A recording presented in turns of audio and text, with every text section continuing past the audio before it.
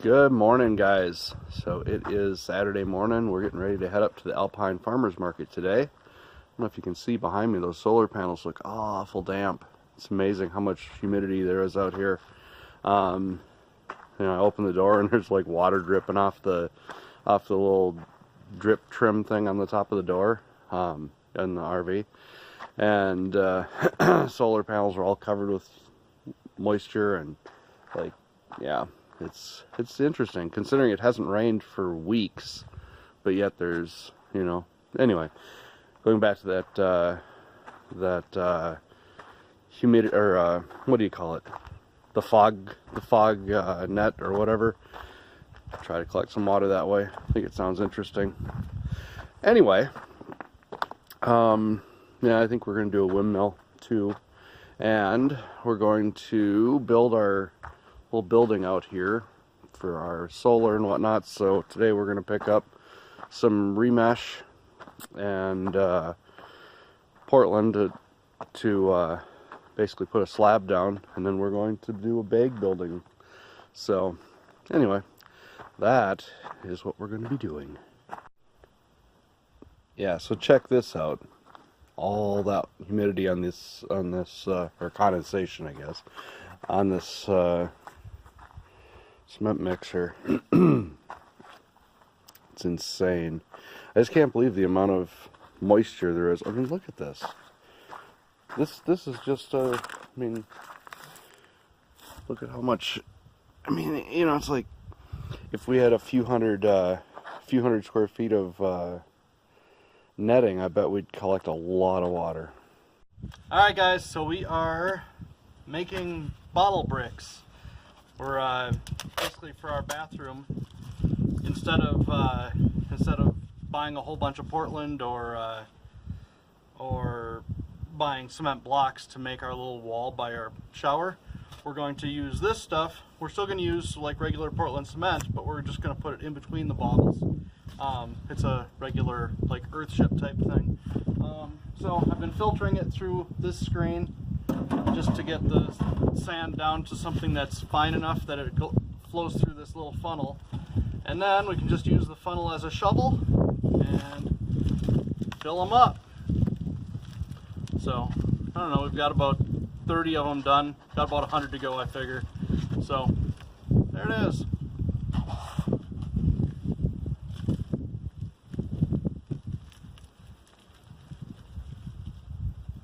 And then you have to tamp them down a little bit, make sure they get full.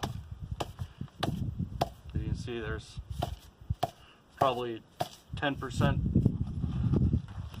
in there extra room now. So there it is. Then we put our cap on it and it's ready to use. Good evening, guys. So we made it home before dark. That's always nice. And this time when we arrived at McCoys, they had gobs of pallets there. And so we have basically, when we got there, I was like, all right, we're going to do this right this time. So we loaded up the trailer with all the pallets first. So you can see, kind of see, maybe from the back would be better.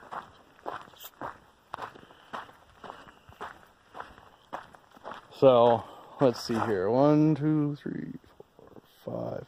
So there's 5, 10, 15, 25, probably a little over 30 pallets in there, I suppose. And then we got all the wood we need to finish trimming the shed. So we have all the stuff to go around our windows and stuff and all that kind of fun stuff. And sheeting for the siding up on top. And then we got some remesh and some more rebar and pipes and stuff. I also got some trim for around the bathroom door over there, so I can finish putting the metal on there and get that part closed up. And then we got pipe for coming out of the shower area here.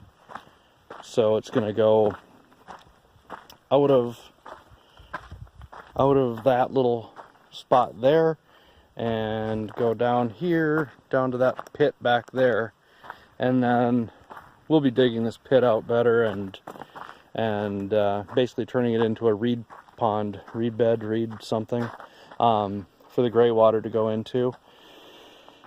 And then the output from that will go down to this little swale, and so that'll be our washer and our sink, because we're gonna have a little sink in the shed just to wash veggies and do stuff like that, and maybe use it for cooking sink in the meantime until we have our other kitchen ready. And then our shower will all go down into that little gray water pond down there.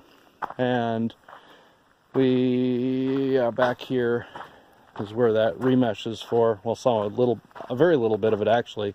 It's 750 square feet of the stuff. So we're gonna start our bag building. You can see we have one bag right there, and that's gonna be for the power building. So solar panels will go about 30 feet to the west of the power building, so that the shadow from the power building will be as minimal as possible for in the morning, and then evening won't matter at all. It'll just not have anything in its way. And then out that way we're gonna put our windmill.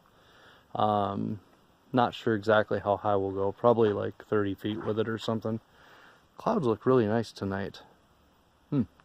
And you can see all the other stuff Lisa's been playing with, her potting and whatnot, so she's getting plants ready. And we're gonna try to put up some kind of protection so that they don't get as much wind or as much sun, kind of protect them from that afternoon sun, and make it so they go into the shade, you know, by running a shade cloth along the west side. And then, yeah, do some like 4-foot high wind breaks. Oh, look at that. Still have bees. Not a whole lot of them, but a few. You can see that one right there?